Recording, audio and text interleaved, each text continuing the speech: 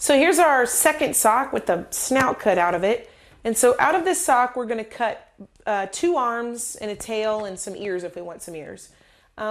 So at this point, you just make a decision. Do you like a monkey with long arms or do you like a monkey with a long tail? I mean, they're about the same length, but the part that goes from the heel to the toe is a little bit shorter than the part that goes from the heel to the top of the sock. So if you want long arms, take the arms out of here and then you'll take the tail out of this part. If you prefer a long tail and slightly shorter arms, do it the other way around. I think today I'm going to do long arms.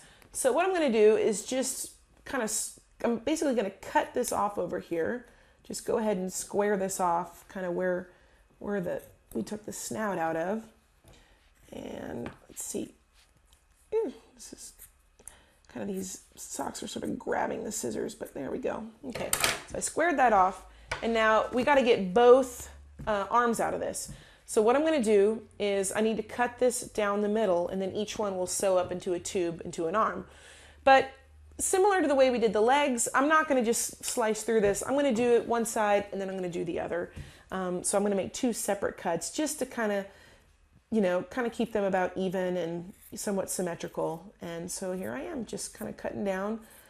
Like I say, I want to make 2 pieces here, each of which will be sewn into a little tube to become a sock monkey arm extraordinaire. Okay, here we go. And this cut is almost finished. Yeah. Okay, and then I'm going to flip it. And same thing, let's see. And I'm going to just kind of use the creases from the sock. And you know, if you make these from old socks, you're not really necessarily going to have the creases to help you out, but just eyeball it. And if you want to, I mean, if you're not really good at eyeballing things, I am because I'm a carpenter's daughter and he eyeballs and I kind of grew up that way. But if you have a hard time eyeballing it, just make a little mark on there with a felt tip pen or, just something so that you even draw a line on it with a ruler if you need to kind of get that guideline. So I'm just kind of, cutting kind of straight, trying to make 2 pretty close to equivalent halves here. Just got a little bit more to go. A couple more cuts.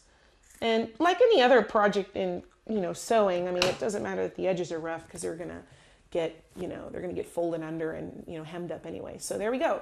So here are the arms. So let's just kind of go back to assembly and see what it looks like. Body, butt, legs, and snout will be here. And then the arms, you usually put the white part outwards because it's like that. So we still need to cut a tail and some ears.